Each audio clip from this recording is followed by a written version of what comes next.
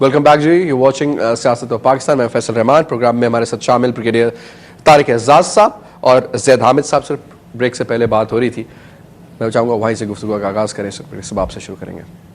अभी जहाँ तक हमने अभी तक बात डिस्कशन की थी, बेसिकली आपने पूछा था ये दो लोग विजिट इस खत्ते में इस बॉम्बे के ब्लास्ट के बाद क्यों करे थे, क्यों इतना इम्पोर्टेंस दी हुई थी। वो आपको पॉलिटिकल और दूसरा डायमेंशन मैंने दिया। मलन साहब हमारे पास इसलिए बेसिकली आए थे कि यू नीड टू अंडरस्टैंड कि दो इनकी ऑन गोइंग वॉर्स हो रही हैं। बुश ने कम से कम, मैं उसको इतना कह देता हूँ कि मरने से पहले इसलिए कह रहा हूँ कि उसके साथ बहुत बुरा हुआ है। 8 साल उसने दुनिया के साथ किया कि, और अब उसके साथ खुद भी बहुत बुरा हुआ है। एक्सेप्ट कर गया कि मुझे फॉल्टी इन्फॉर्मेशन मिलती थी। हाँ। और ये मेरे थिंक टैंक्स और मेरी इंटेलिजेंस वाले ने दिया था।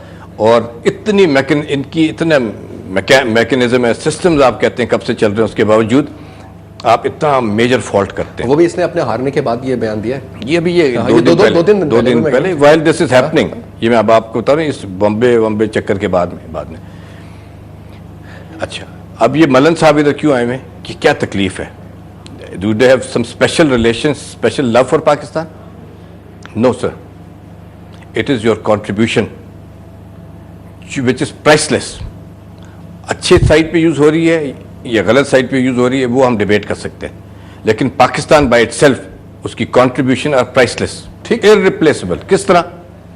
बैलेंस। इस लड़ाई में जो अमेरिकन लड़ रहे हैं, नेटो वाले लड़ रहे हैं, यूएस अपना यूके वाले लड़ रहे हैं, इसमें बैलेंस किसने क्रिएट किया है? ये बेसिकली गलत हो गया और गलत चले गया ये उधर। मैं आपको आज थोड़ा सा एग्जांपल भी दे दूंगा बीच में। ये गलत चले गए उधर। 6-7 महीने के बाद इन्होंने कहा वाह वाह वाह, लड़ाई जीत गया, अफगानिस्तान से उठ के उधर चले गए इराक में चले गए, फोर्सेस डाल दी। लिमिटेड ग्राउंड फोर्सेज हैं इनके पास, स्टैंडिंग फोर्सेज लिमिटेड हैं। फिर वो आप एक जगह पे लड़ाई करते हैं तो उसको रिसाइकल, एक आदमी को आप 24 घंटे नहीं, एक साल लड़वा सकते, उसको 3-3 महीने के बाद ब्रेक और फिर वेयर टेयर नहीं, अमवात और बाकी बड़ा कुछ वेयर एंड टेयर होता है। इक्विपमेंट का वेयर एंड टेयर तो होता है ना, आप रिपेयर कर देते हैं। इंसानी रिपेयर कैसे होता है? उसको फिर आपको रोटेशन देनी पड़ती है कुछ, वरना वो आप ब्रेक डाउन हो जाते हैं। अल्लाह की तरफ से बनाया गया इस तरह आप वो। अब वो बैलेंस कैसे करें? वहाँ ये लड़ रहे थे और यहाँ अफगानिस्तान में जो मेन एरिया था उसको छोड़ दिया इन्होंने। गलत था, सही था, उसको छोड़ दें। इस वक्त मैं एक बात बता रहा हूँ, वो बैलेंस कौन दे रहा है इनको? वो पाकिस्तान की फौज जो इस साइड पे लड़ रही थी किसी वजह से भी, ये वो बैलेंस दे रहा है। आज हम विड्रॉ कर लें अगर आप इमेजिन करिए, वहाँ तो मार खाई है।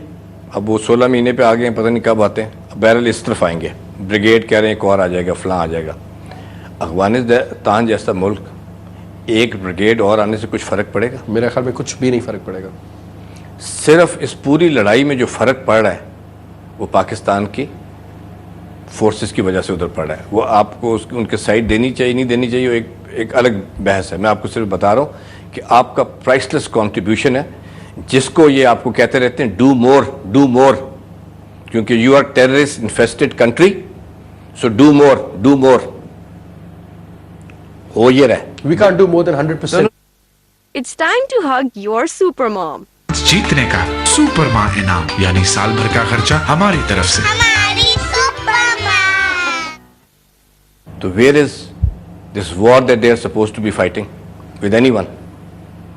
ठीक है, हम अपने खित्ते में जो हमने ये लड़ाई लड़ी है, जो भी एक फॉरेन ग्रोन इंसर्जेंसी के साथ जो हम लड़ाई लड़ रहे हैं, और इसी की वजह से अल्लाह के फल से ये हिंदू अभी एक्सपोज हुए, हम एक्सपोज नहीं हुए।